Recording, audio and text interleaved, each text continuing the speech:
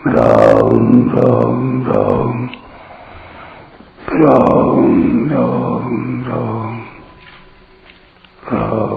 राम राम नारायण नारायण। कर्मों का त्याग करना चाहिए या नहीं, यह देखना वस्तुतः गीता का सिद्धांत ही नहीं है।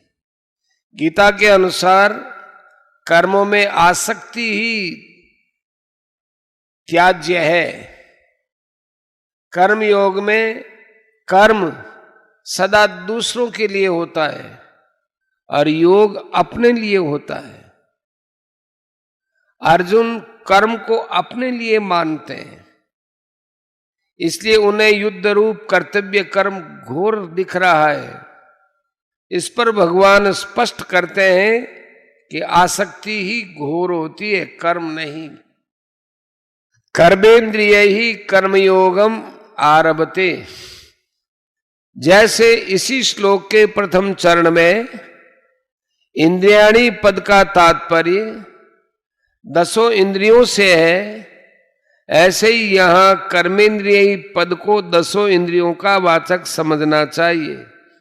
अगर कर्मेंद्रिय पद से हाथ पैर वाणी आदि को ही लिया जाए तो देखे सुने अथवा मन से विचार किए बिना कर्म कैसे होंगे।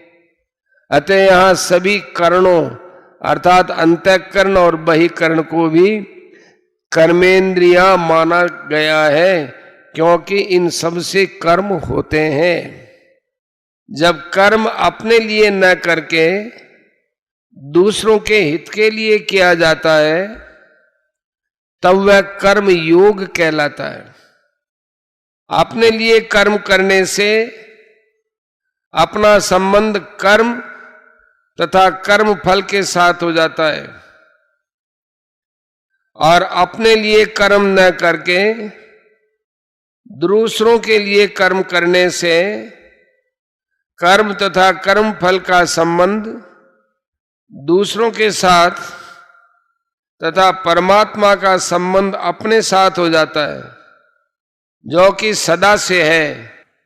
इस प्रकार देश काल परिस्थिति आदि के अनुसार प्राप्त कर्तव्य कर्म को निस्वार्थ भाव से करना कर्मयोग का आरंभ है। कर्मयोगी साधक 2 तरह के होते हैं, जिसके भीतर कर्म करने का वेग आसक्ति रुचि तो है, पर अपना कल्याण करने की इच्छा मुख्य है। ऐसे साधक के लिए नए नए कर्म आरंभ करने की जरूरत नहीं है। उसके लिए केवल प्राप्त परिस्थिति का सदुपयोग करने की जरूरत है। जिसके भीतर अपना कल्याण करने की इच्छा मुख्य नहीं है और संसार की सेवा करने में, उसे सुख पहुंचाने में तथा समाज सुधार करने में अधिक रुचि है, जिससे उसके मन में आता है कि अमुक अमुक काम किए जाए तो बहुतों की सेवा हो सकती है, समाज का सुधार हो सकता है, आदि आदि। ऐसा साधक अगर नए नए कर्मों का आरंभ कर भी दे तो कोई हर्ज नहीं है। हाँ, नए कर्मों का आरंभ केवल कर्म करने की आसक्ति मिटाने के लिए ही किया जाना चाहिए। गीता में भगवान ने अर्जुन के लिए प्राप्त परिस्थिति का सदुपयोग करने के लिए कहा है, क्योंकि अर्जुन में अपने कल्याण की इच्छा मुख्य थी। दूसरे का 7वां, तीसरे का दूसरा और 5वां का पहला।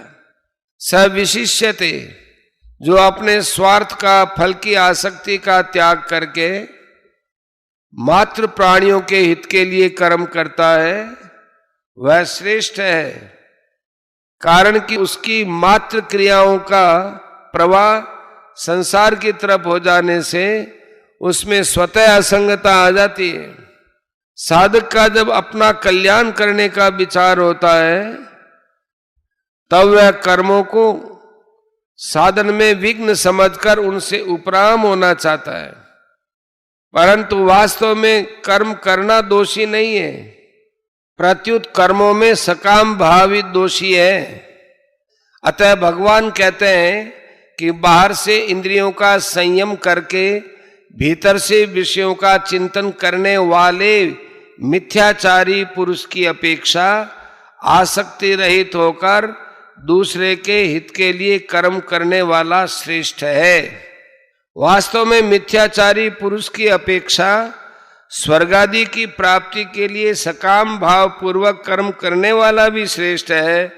फिर दूसरों के कल्याण के लिए निष्काम भाव पूर्वक कर्म करने वाला कर्मयोगी श्रेष्ठ है। इसमें तो कहना ही क्या है। 5वें अध्याय में जब अर्जुन ने प्रश्न किया है कि सन्यास और योग इन दोनों में से कौन श्रेष्ठ है, तब भगवान ने उत्तर में दोनों को ही कल्याण करने वाला बताकर कर्म सन्यास की अपेक्षा कर्म योग को श्रेष्ठ कहा। यहां भी इसी आशय से स्वार्थ भाव का त्याग करके दूसरों के हित के लिए कर्म करने वाले कर्मयोगी को श्रेष्ठ बताया है। परिशिष्ट भाव, अपने में कल्याण की इच्छा हो, स्वभाव में उदारता हो और हृदय में करुणा हो, अर्थात दूसरों के सुख से सुखी माने प्रसन्न और दुख से दुखी माने करुणित हो जाए। ये 3 बातें होने पर मनुष्य कर्मयोग का अधिकारी हो जाता है। कर्मयोग का अधिकारी होने पर कर्मयोग सुगमता से होने लगता है। कर्मयोग में एक विभाग कर्म माने कर्तव्य का है और एक विभाग योग का है। प्राप्त वस्तु, सामर्थ्य और योग्यता का सदुपयोग करना और व्यक्तियों की सेवा करना ये कर्तव्य है। कर्तव्य का पालन करने से संसार से माने हुए संयोग का वियोग हो जाता है, ये योग है। कर्तव्य का संबंध संसार के साथ है, योग का संबंध परमात्मा के साथ है।